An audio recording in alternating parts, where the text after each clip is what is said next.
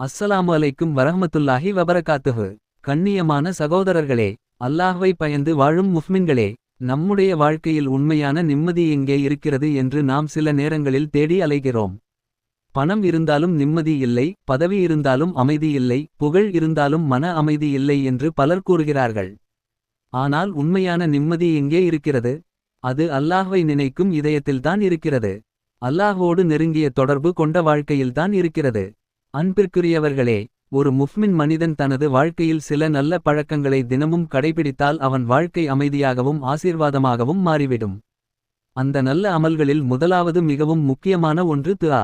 ஒரு மனிதன் தினமும் கொஞ்ச நேரமாவது தனியாக ஒதுங்கி அல்லாஹ்விடம் கண்ணீர் விட்டு துஆ செய்ய வேண்டும். யாரும் பார்க்காத நேரத்தில், யாரும் கேட்காத நேரத்தில் தனது இறைவனிடம் மனதை திறந்து பேச வேண்டும். யா அல்லாஹ், நீயே என்னை படைத்தவன். உன்னிடமே தான் நான் கையை உயர்த்துகிறேன். என் துயரங்களையும் கவலைகளையும் உன்னிடமே ஒப்படைக்கிறேன் என்று மனதார அழுது துஆ செய்தால் அந்த கண்ணீர் வீணாகாது. அந்த நேரத்தில் சொல்லக்கூடிய அழகான துஆ ஒன்று உள்ளது. اللهم اغفر لي وارحمني واهدني وارزقني. اللهم اغفر لي وارحمني واهدني وارزقني. இந்த துஆவை மனமாரச் சொன்னால் அல்லாஹ் அடியாரின் மனவேதனையை மாற்றி அமைதியை தருவான். அன்பான சகோதரர்களே, இரண்டாவது முக்கியமான அமல் குர்ஆன் ஓதுவது. ஒரு முஃமின் மனிதனின் வாழ்க்கையில் குர்ஆன் இல்லாமல் ஒரு நாளும் கடக்கக்கூடாது. ஒரு பக்கம் என்றாலும் ஓத வேண்டும். சில ஆயத்துகள் என்றாலும் படிக்க வேண்டும். சஹாபாக்களில் பெரியவரான உமர் இப்னு கத்தாப் ரலியல்லாஹு அன்ஹு அவர்கள் கூறியதாக வருகிறது. நான் ஒரு நாளில் குர்ஆன் பார்க்கவில்லை, ஓதவில்லை என்றால் அது என் வாழ்க்கையில் மிக கெட்ட நாள் என்று அவர்கள் கூறினார்கள். அதனால் சகோதரர்களே, தினமும் கொஞ்ச நேரமாவது அல்லாவின் வேதத்தை திறந்து ஓதுவோம். குர்ஆனை பார்த்தாலே நன்மை, ஓதினால் இன்னும் அதிக நன்மை.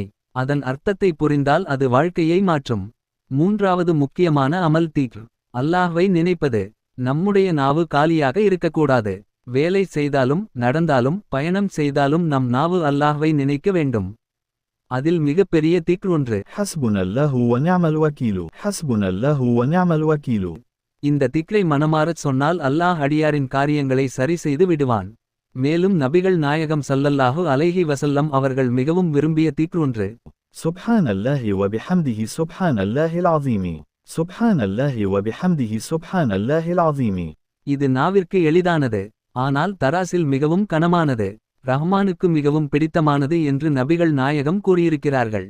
அன்பிற்குரியவர்களே, நான்காவது அமல் சதக்கா. ஒரு நாள் கூட சதக்கா இல்லாமல் கடக்கக்கூடாது. அது பெரிய தொகை இருக்க வேண்டிய அவசியமில்லை.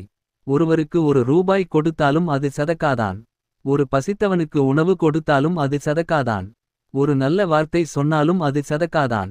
சதக்கா செய்வதால் பாவங்கள் மன்னிக்கப்படுகின்றன. அல்லாவின் அருள் மனிதனின் வாழ்க்கையில் பெருகுகிறது. ஐந்தாவது முக்கியமான அமல் தொழுகை. ஒரு முஃமின் மனிதனின் வாழ்க்கையின் முதுகெலும்பு தொழுகை. 5 நேர தொழுகையை சரியாக நிறைவேற்ற வேண்டும். தொழுகை மனிதனை பாவத்திலிருந்து காப்பாற்றும். தொழுகை இதயத்தை சுத்தமாக்கும். அதிலும் குறிப்பாக தஹஜ்ஜுத் தொழுகை மிகவும் பெரிய பாக்கியம். இரவு நேரத்தில் அனைவரும் தூங்கும் நேரத்தில் ஒருவர் எழுந்து அல்லாஹ்வை நினைத்து தொழுகை செய்தால் அந்த நேரத்தில் அல்லாஹ் தனது அடியார்களுக்கு மிக அருகில் இருப்பான் என்று கூறப்படுகிறது. அந்த நேரத்தில் சொல்லக்கூடிய துஆ. اللهم إنك عفو تحب العفو فاعف عني. اللهم إنك عفو تحب العفو فاعف عني.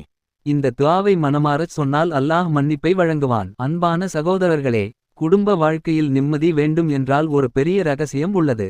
அது மிகவும் எளியது. 2 வார்த்தைகள் மட்டும் தெரிந்தால் போதும். ஒன்று சரி, மற்றொன்று மன்னிக்கவும். இந்த 2 வார்த்தைகள் குடும்பத்தில் இருந்தால் சண்டை குறையும், அன்பு அதிகரிக்கும். அன்பிற்குரியவர்களே, நம்முடைய ஊரின் பெருமை எதிலிருக்கிறது தெரியுமா? அது பள்ளிவாசலில் இருக்கிறது. ஒரு சமூகத்தின் உயர்வு பள்ளிவாசலை அடிப்படையாக கொண்டது. நபிகள் நாயகம் ஸல்லல்லாஹு அலைஹி வஸல்லம் அவர்கள் மதீனாவுக்கு சென்ற உடனே முதலில் கட்டியது பள்ளிவாசல்தான். பள்ளிவாசல் என்பது தொழுகை செய்யும் இடம் மட்டும் அல்ல. அது அறிவின் மையம். அது சமுதாயத்தை உயர்த்தும் இடம். அது ஈமான் வளர்க்கும் இடம். அதனால் சகோதரர்களே, பள்ளிவாசலோடு நம்முடைய தொடர்பை அதிகப்படுத்துவோம். தொழுகையை பாதுகாப்போம். அல்லாஹ்வை அதிகமாக நினைப்போம். நம் வாழ்க்கையை நல்ல அமல்களால் அழகாக்குவோம். அல்லாஹ் நம்முடைய வெளிப்படையான வாழ்க்கையை விட நம்முடைய மறைந்த வாழ்க்கையை இன்னும் அழகாக்குவானாக. நம்மை பெருமை, பொறாமை, பேராசை, புறம் பேசுதல் போன்ற கெட்ட குணங்களிலிருந்து பாதுகாப்பானாக. அல்லாஹ் நமக்கு நல்ல தீனையும் நல்ல துன்யாவையும் நல்ல ஆகிரத்தையும் நசீபாக்குவானாக. நம்முடைய குடும்பங்களில் அமைதியும் ஆசீர்வாதமும் வழங்குவானாக. இந்த உரை உங்களுக்கு பயனுள்ளதாக இருந்தால் இந்த சேனலை ஆதரியுங்கள். இந்த வீடியோவை விரும்பி பகிருங்கள். சேனலை பதிவு செய்து கொண்டு மேலும் இஸ்லாமிய பயனுள்ள உரைகளை பெறுங்கள். அல்லாஹ் நமக்கு நல்ல அமல்களை செய்யும் நசீபை தந்து அருள்வானாக.